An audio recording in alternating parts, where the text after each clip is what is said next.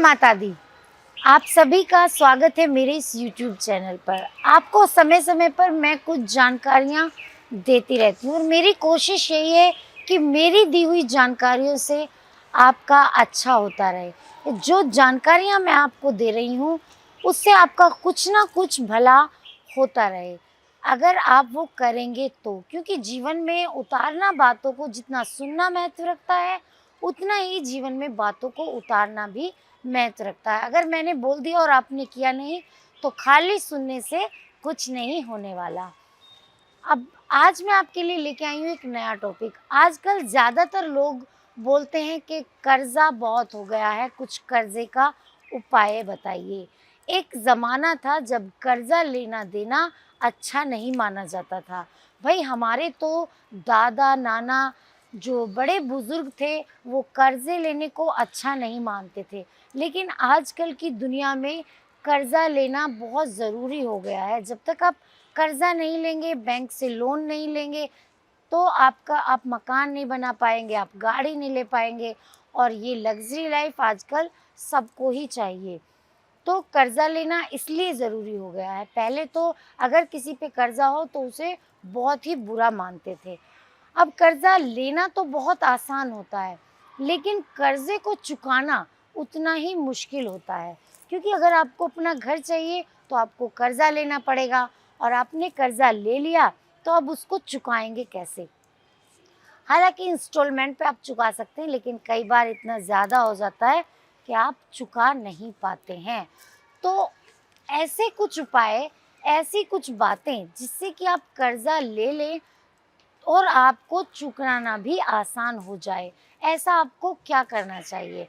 तो एक तो आप ख़ास तौर पर ध्यान रखें कि जब आप कर्ज़ा लेने जाएँ, तो आप बुधवार के दिन आपको कोई भी लोन या किसी से पैसे उधार लेना है, ज़्यादा लेना है, कम लेना है, तो वो दिन आपका बुधवार का होना चाहिए।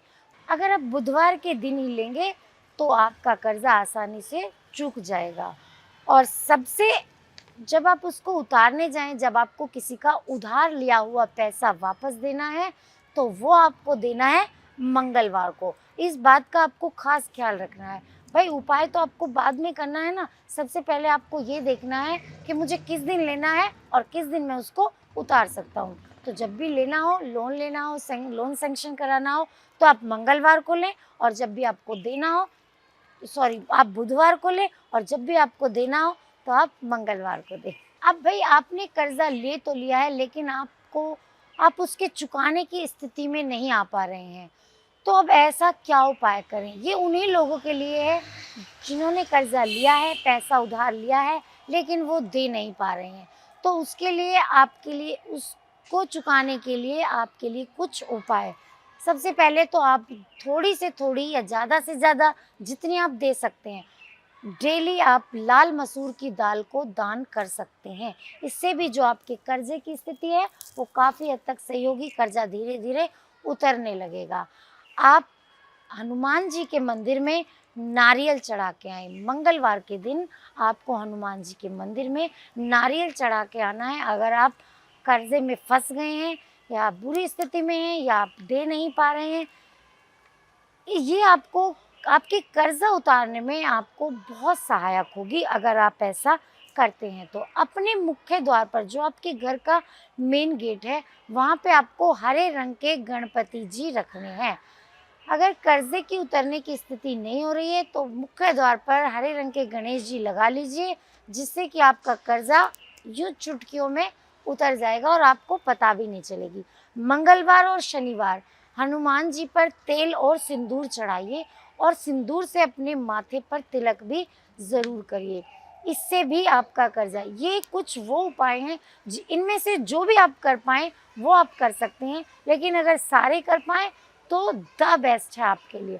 आपको सारे करने चाहिए। अगर आप ज़्यादा मुसीबत में, आपको ज़्यादा प्रॉब्लम हो रही है तो आप ये सारे उपाय कर सकते हैं। मंगलवार को हनुमान चालीसा का पाठ करना ना भूलें।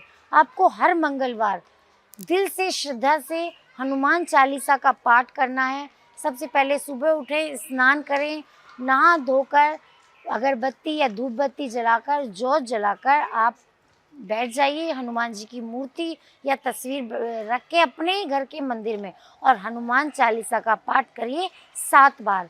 हर मंगलवार आपको ऐसा करना है। ऐसा करने से आपका जो कर्जा है, जो डेब्ट में आप डूब गए हैं, बहुत ही जल्दी आपका कर्जा उतरता चला जाएगा। हनुमान जी आपका लगा देंगे बेड़ा पार। और आपको गणेश जी का पाठ हर बुधवार को भी आप कर सकते हैं, क्योंकि गणेश जी और हनुमान जी ये 2 ही देवता ऐसे हैं जो आपका कर्जा उतरवा सकते हैं। तो इनको मना लीजिए और हो जाएगा आपका, आप कर्जे से निजात पा जाएंगे। क्योंकि देखिए, कर्जा लेना आसान होता है लेकिन देना नहीं। इसलिए सबसे पहली बात तो है कि कर्जा सोच समझ कर ले, लोन सोच समझ कर ले।